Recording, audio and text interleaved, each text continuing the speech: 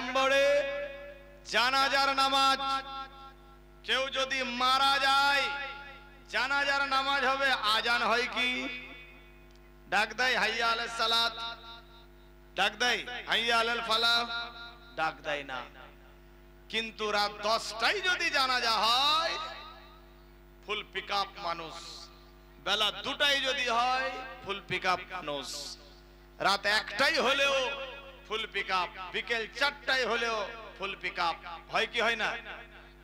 আজান দেয় না, কেউ তাকবীরও উঠে বলে না কাদ কামাদিস সালাত, কাদ কামাদিস সালাত বলে কি? বলে না, বিনা রুকু বিনা সিজদা। কিন্তু এত মানুষ হয় জানাজার জায়গা ফুল, লোকের জমিতে কখনো কখনো পড়তে হয়। ওই রকম যদি মাশহুর লোক থাকে, যোগ্য আলেম থাকে, জায়গা পাওয়া যায় না।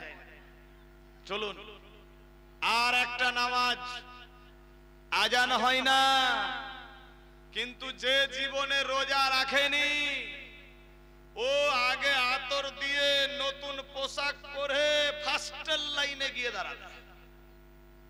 ভুল বললাম না ঠিক? আজান দেয় না, তাকবীর হয় না, কিন্তু যে জীবনে নামাজ পড়ে না বা পড়েনি, যার উপরে নামাজ ফরজ হয়নি, সেও সেদিন যায় ঈদগাহের মাঠে, যায় না? আজান দেয় কি? দেয় না। কেউ তো ডাকে না, শুধু এলান হয় আগামীকাল 7টা ইয়া 8টা কি 10টা কি 9টা হাজির হয়ে যাবেন। একবার এলান হয়ে গেল, কাতারে কাতারে মানুষ জীবনে গোসল করেনি, সেদিন গোসল করছে। জীবনে আতর কি জিনিস জানেই না, সেদিন ওপরে আতরের ওপরে আতর। নতুন কাপড় যে কবে কিনেছিল কেউ জানে না, কিন্তু সেদিন নতুন কাপড় পরে যায়। আচ্ছা আমি কি ভুল বলছি?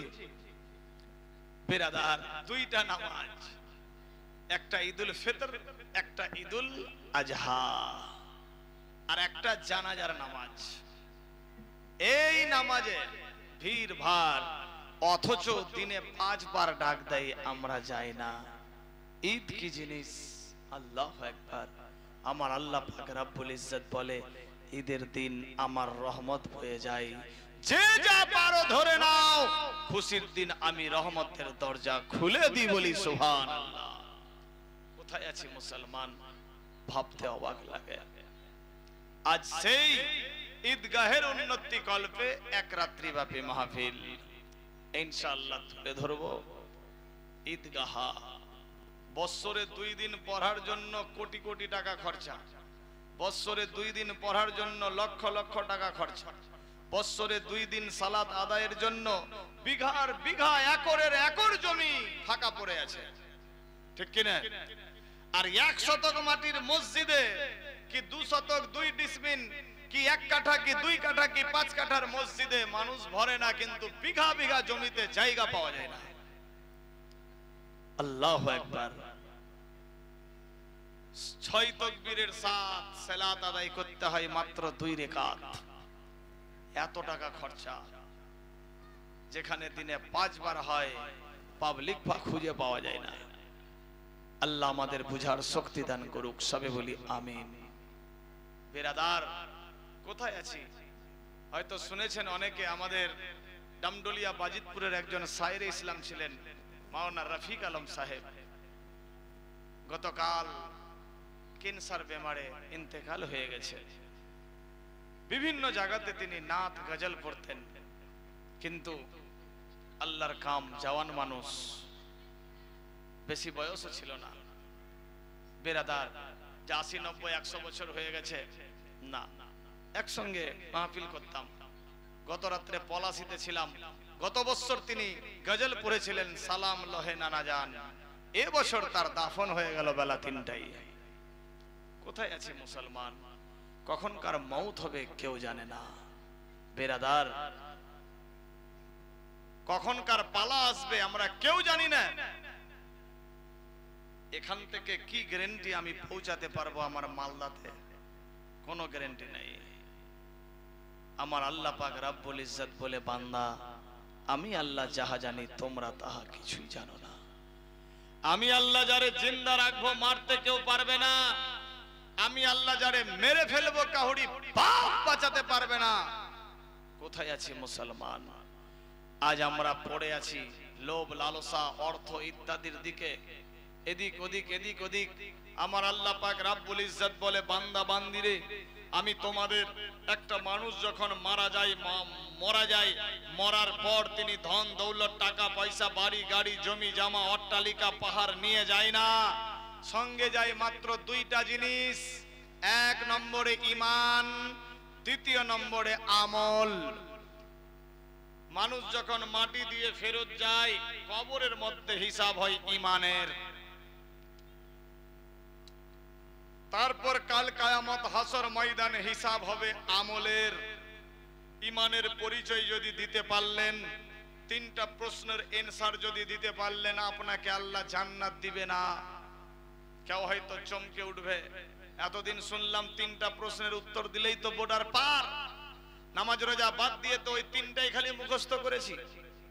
হ্যাঁ বেরাদার, যে মান রাব্বুকা মা দীনুকা, ইনি কে? আল্লাহু আকবার। আর আজকে ফের শুনছি যে তিনটা প্রশ্নের উত্তর দিলে বর্ডার পার হবে না। হ্যাঁ নিশ্চয়ই জান্নাত পাবে না, তবে হ্যাঁ জান্নাতের মতো, জান্নাত সমূহ, জান্নাত স্বরূপ এমন একটা জায়গা যার নাম হলো ইল্লিন, তাকে ইল্লিনে রেখে দেওয়া হবে। কতদিন থাকবে? যতদিন অবধি কাল কিয়ামত হাসর ময়দান না হয়।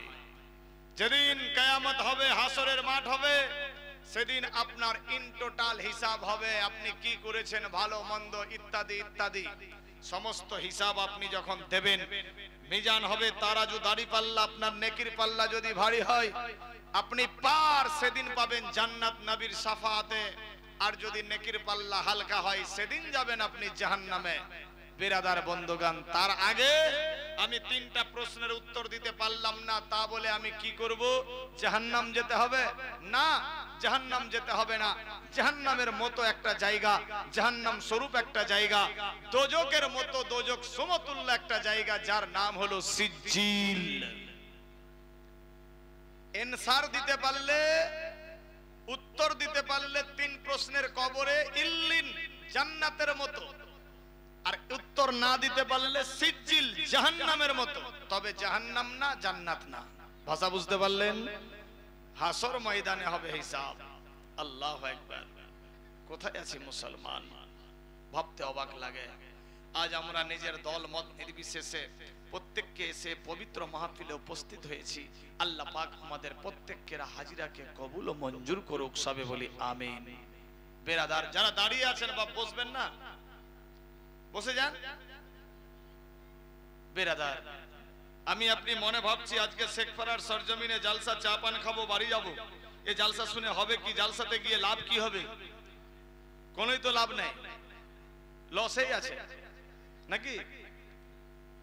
বেরাদার, সাহাবীরা জিজ্ঞাসা করলেন, ইয়া রাসূলুল্লাহ, আপনি একটা আঞ্জুমান ডেকেছেন, কাফের বেদিন মুশরিকদেরকে দাওয়াত দিয়েছেন, মানুষজন আসতে চাইছে না, আসলে কি লাভ হবে? আসলে তো আপনার পার্টিতে চাঁদা দিতে হয়, যাকাত বের করতে হবে, ওসুর বের করতে হবে। বিশ্বনবী বললেন, আমার আল্লাহ পাক ও নিয়ামত দেবে, কি লাভ হবে? বান্দা বান্দি মনে মনে ভাবছে, যাব শেখপাড়ার সরজমিনে পয়লা বৈশাখী জালসা, কি লাভ হবে? আমার আল্লাহ পাক রব্বুল ইজ্জত বলে, ফেরেশতারা শুনো শুনো, ওই শেখপাড়ার সরজমিনে জালসা লেগেছে, সিরাতুন নবীর মাহফিল ডেকেছে, শোনো ফেরেশতারা,